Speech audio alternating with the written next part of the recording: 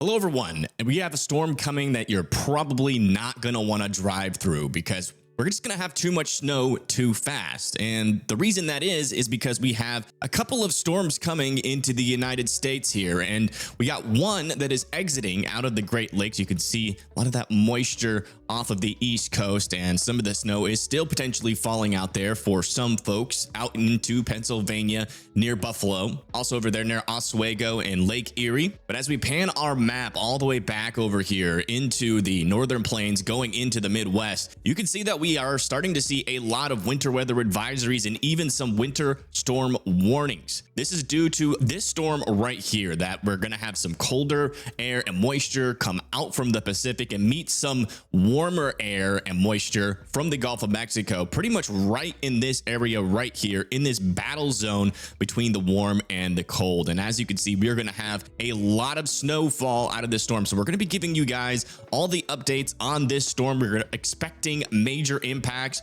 over a foot of snow for some folks. And then as this storm continues to push off to the east, it's going to be coming more into the Ohio Valley and the Great Lakes region before exiting out of our country, bringing a little bit more of that lake effect snow back over into Pennsylvania and New York. But as we come back over, center our future models back over into the United States, you can see we have yet another storm now within almost the 3 to 4 day range here. You can see a low pressure system is going to develop back over here, kind of come from the southeast and then move up into some of that colder air. And on the northern side of this, we are expecting even more snow to fall. And the big question right now is, how far north is the rain snow line going to be up here for the northeast? And also just how far south in the southeast is our rain and snow line going to be? I mean, are we talking about snow over here for parts of Kentucky, potentially some snow there in southern Ohio, potentially some flooding rain back over here down into the southeast? But if we can get this storm to go in just the right track, we could be talking about a nor'easter type event. But again, we're still going to see some changes. But a lot of times when we get these storms that ride up the coast, we kind of already know what happens. That rain snow line creeps further up to the north as we go further into the forecast. So gotta keep an eye on it. You know, we're gonna have multiple updates throughout the days on this snowstorm. But bottom line is, a lot of models are indicating that this is a possibility. So first, starting off with our high resolution models, I guess we're going to be calling this storm number 1 now, because storm number 1 that we had yesterday, it's kind of left the building, and now we got another storm coming in here. And yeah, you can see we are starting to see potentially some snowfall all the way from Montana down into, you know, parts of like South Dakota, also into parts of Nebraska already. And then as I continue to push this forward into the 28th at around 4 or 5 p.m., you can see that we are even starting to expect snow today back over here into northern Missouri, parts of Iowa, going up into Minnesota, and parts of North and South Dakota. Now, a lot of this precipitation could also be mixed rain too back over here into Nebraska. So we might be talking about the potential for some freezing rain and some slick roads out there for Omaha and Lincoln. But yeah, I mean, generally, we could even get snow starting today and potentially some pretty heavy snow over there. As we go into late night, overnight, we're going to really start to see that snow pick up. Down here further to the south, a lot of rain and thunderstorms all the way down into Missouri, Arkansas, going into Oklahoma, down into Texas as well. And our rain snow line kind of setting up kind of perfectly here near Columbia, Maryville, Lincoln, and Grand Island. You can really see that line of sleet and freezing precipitation denoting the boundary between our snow and our rain. But as we push this into the 29th, that's probably when we're going to see our heaviest snowfall. We're really going to see that moisture ramp up here out of the Gulf of Mexico all the way up into where our freezing air is. If I kind of draw a line, you can really see how that warmth and moisture is kind of causing a dimple in where our freezing line is. That's because it's going to be a little bit warmer air. You know, if we didn't have a whole lot of moisture down here, our freezing line would probably be a little bit further to the south, but we'd also have a lot less precipitation. So technically, all of this moisture is going to bring a lot more snow for folks that are north of that freezing line. So whoever's just north of that freezing line is probably going to see the highest snowfall amounts. And again, this is around 9 a.m. here on the 29th. You can see over here near Bloomfield, Leon, Creston, Osceola, Keokuk, Quincy, Macomb, over there near Whitehall, St. Louis, Louis and Farmington are getting some decent snow. But as I push this forward, one thing that I do want to note, especially over there in like St. Louis, Quincy, and Ottumwa, this snowfall that accumulates is going to stick around probably not for too long. As you can see, I push this forward and we start to get rain into those same areas like Quincy, St. Louis, eventually maybe even into Springfield, Effingham. That's going to cause a lot of that snow to melt, but you could have a brief period here, especially if the leading edge of our snow band is this wide, where you could see definitely some accumulating snowfall. You just got to make sure that if you want to make a snowman or do a snow angel, that you're doing that before, our rain comes in. So just make sure your timing is just right. As of right now, that snow band should really be accumulating snow as we get into around 7 a.m. On the 29th there. Now, as I continue to push this forward, you can see that our snow starts to get even heavier as we move into the afternoon hours of the 29th. You can see that we are starting to see this little white color here. That is very, very heavy snow. Also some mixed precip, maybe some sleet and some rain over there just to the west of Springfield at around this time. And we're also seeing that snow make it as far north as Michigan, going all the way into Sioux Falls. So this is a pretty wide area of snow. So even though it's not going to be as heavy as the snow down south, it's going to be a little bit more consistent. So you're going to see maybe some slower snowfall rates, maybe some less impacts further up to the north, but kind of right down here in this little sweet spot, maybe a little bit further south, could see some major travel impacts where we're going to see that snowfall and accumulate too fast for the plows to move, which means that basically if you're driving out there, you have a high chance of getting stranded on the road. So, if you do have an emergency and you have to drive, make sure you are bringing some like extra gas or something to make sure that your car doesn't run out of power if you do get stranded, and maybe bring some extra medical supplies, some extra water, some extra food. But if it's not an emergency, I would strongly advise against driving, because again, I know you do have snow plows, but this could fall. The rates could be too fast for some snow plows to actually be able to clear the roads out consecutively. So you just got to make sure that you're prepared for anything here. So as I continue to push this forward, you can see our storm really starts to lift off to the north as we get into the 29th at around 10 p.m. Still talking about some snow chances back over here into Ohio, also back over here into Pennsylvania and parts of New York. All of Michigan is covered in some light to moderate snow, and you can see the snow is slowly starting to exit out of areas like Iowa and Minnesota. Still some pretty decent snow falling over there into Wisconsin again at 10 p.m. on the 29th. And then further down to the south, we have a lot more rain falling down here, potentially even some severe weather potential back over here near Houston, Natchitoches, Lufkin, and Louisiana. We are not really talking about a high risk for severe weather, given the fact that we're not really going to be seeing much instability or storm juice down there, but just be weather aware. Might get some thunderstorms or maybe a severe storm. Don't really want to be caught outside during a severe storm.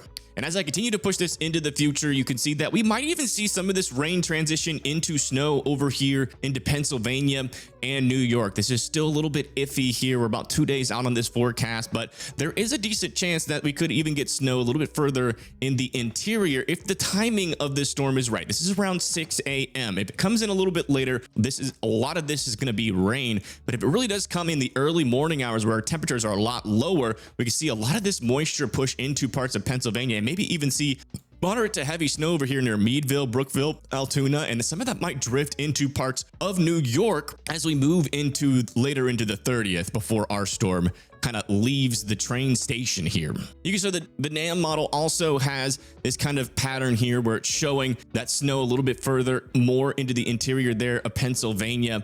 And you can see a lot of our energy kind of moves off up here into the northeast. You can see we have a lot more heavier snow the further north that you go. Unfortunately, our coastal areas, at least with this storm, are still mainly in the rain here. So not really seeing too big of chances, unfortunately, for snow. There's just too much moisture, too much warmth, at least with this snow, but you might get an opportunity here with our next storm that we're going to talk about in just a little bit after we go over the snow totals for this storm. Now, folks, this is why we are talking about major impacts out here. And also we're starting to see all those winter storm warnings. As you can see, we are forecasting a lot of snow. This is the official forecast from the NWS. Pretty much what happens is they take all of the different NWSs, which there's tons in different states, and they all put out their forecasts, and then they combine them into one map. And, you know, I would love to say that I know the local area better than, you know, your meteorologist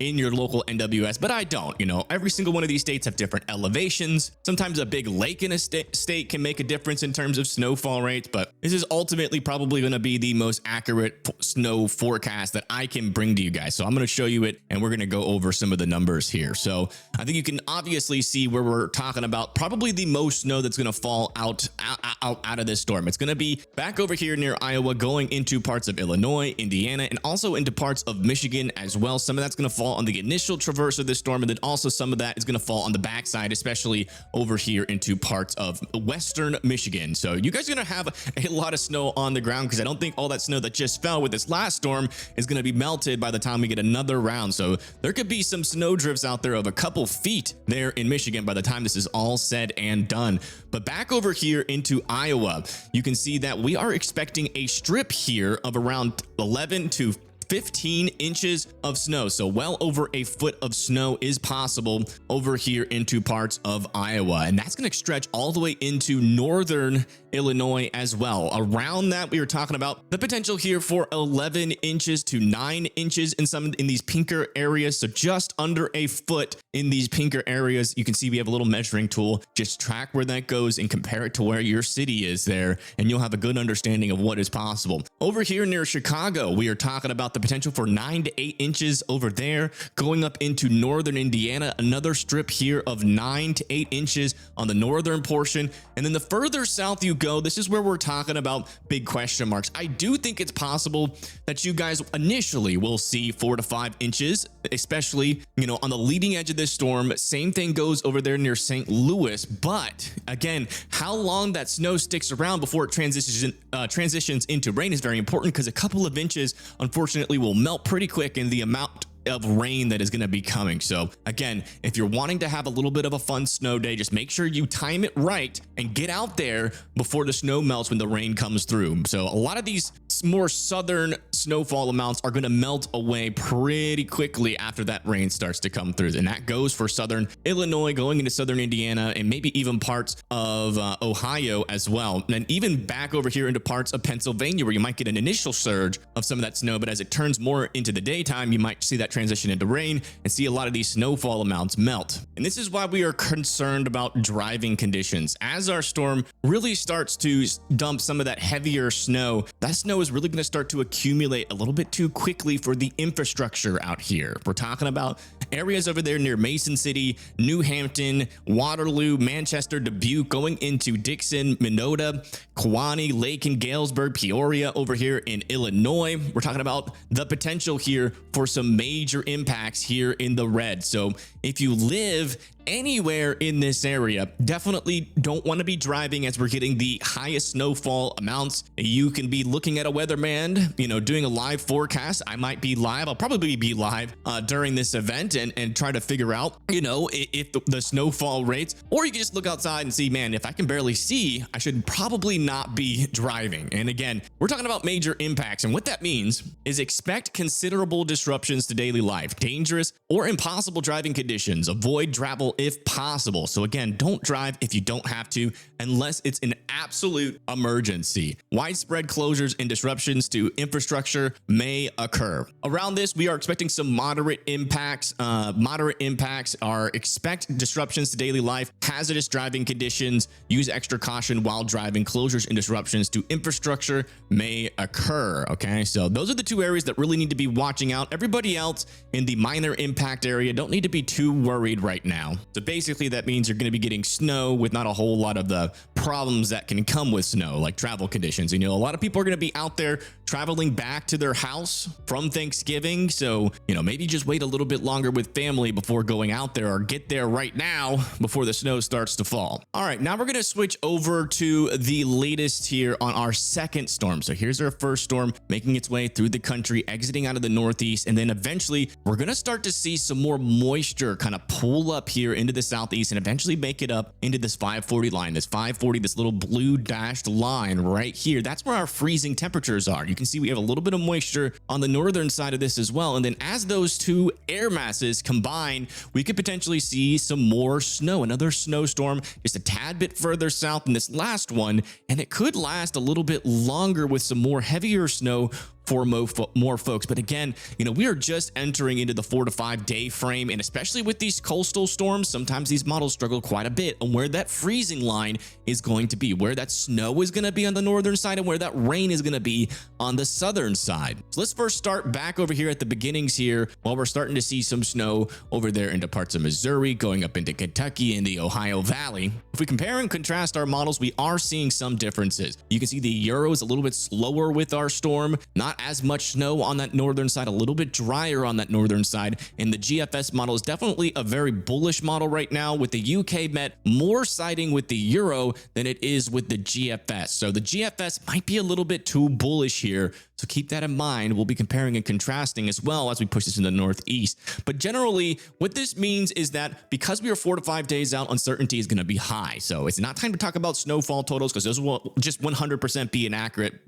before we even get to the storm. Okay, so let's make sure, that when we're out there, surfing social media, that, we don't try to catch some stray waves saying that, hey, we're going to have, tons of snow when, this could be a disappointing storm, or it could, so we could see the models agree upon a big snow event, but it's just not time to get excited just yet. But we are starting to get into the range where we can actually start to compare and contrast at least what the precipitation might do. Really no point in looking at the snowfall totals, or at least going over them in any detail.